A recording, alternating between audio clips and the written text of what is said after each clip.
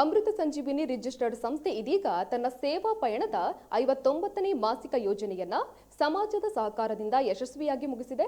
ಬಂಟ್ವಾಳ ತಾಲೂಕು ಕೆದಿಲ ಗ್ರಾಮದ ಬೇಟಿಗೆ ಮದ್ದರಾಜು ನಿವಾಸಿ ನಾರಾಯಣ ಮೂಲ್ಯ ಇವರು ಬಾಯಿಯ ಕ್ಯಾನ್ಸರ್ನಿಂದ ಬಳಲುತ್ತಿದ್ದು ಚಿಕಿತ್ಸೆಗಾಗಿ ಅಮೃತ ಸಂಜೀವಿನಿಯು 33,000 ಸಹಾಯಹಸ್ತ ನೀಡಿದೆ.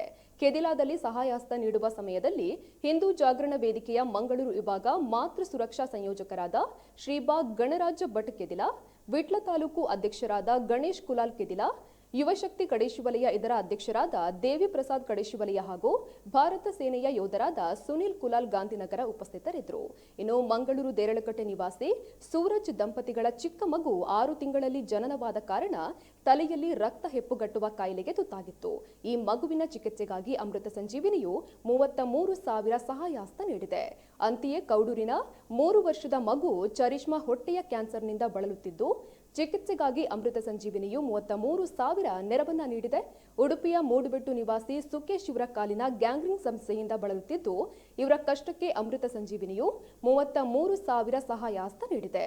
ಇದರೊಂದಿಗೆ ಅಮೃತ ಸಂಜೀವಿನಿಯು 59ನೇ ತಿಂಗಳಲ್ಲಿ ಸಹೃದಯ ದಾನಿಗಳಿಂದ ಸಂಗ್ರಹವಾದ ಒಟ್ಟು 1,32,000 ರೂಗಳ ಸಹಾಯಹಸ್ತವನ್ನು ಚಾಚಿದೆ.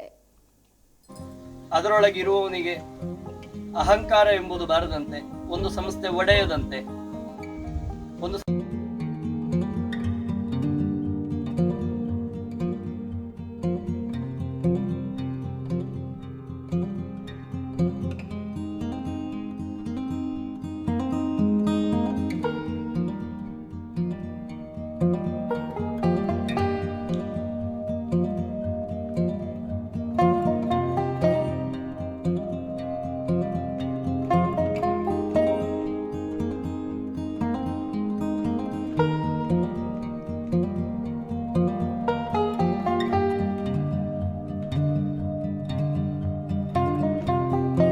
ಸಂಜೀವಿನಿಗೆ ಇವರೆಲ್ಲರ ಆಶೀರ್ವಾದ ಇದೆ.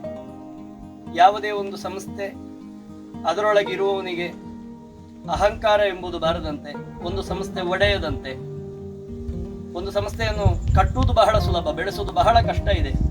ಅಂತಹ ಸಂಸ್ಥೆ ಒಳ್ಳೆಯದಾಗಿ ಬೆಳೆಯಬೇಕು, ಸದಾಕಾಲ ಉಳಿಬೇಕು ಅಂತಾದ್ರೆ ಅದಕ್ಕೆಲ್ಲದಕ್ಕೂ ಇಂಥವರ ಆಶೀರ್ವಾದ ಬಹುಮುಖ್ಯ. ಹಾಗೆ ಅವರಲ್ಲಿ ಸಂಸ್ಥೆಗೆ, ಅದರಲ್ಲಿ ದುಡಿಯುವಂತಹ ಕಾರ್ಯಕರ್ತರಿಗೆ ಎಲ್ಲರಿಗೆ ಅವರ ಆಶೀರ್ವಾದವನ್ನು ಬೇಡುತ್ತಾ ನಾವು ನಂಬುವ ಎಲ್ಲ ದೈವದೇವರಲ್ಲಿ ಅವರು ಆದಷ್ಟು ಬೇಗ ಗುಣಮುಖರಾಗಿ ಬರಲಿ ಅಂತ ಪ್ರಾರ್ಥಿಸಿಕೊಳ್ಳುತ್ತಾ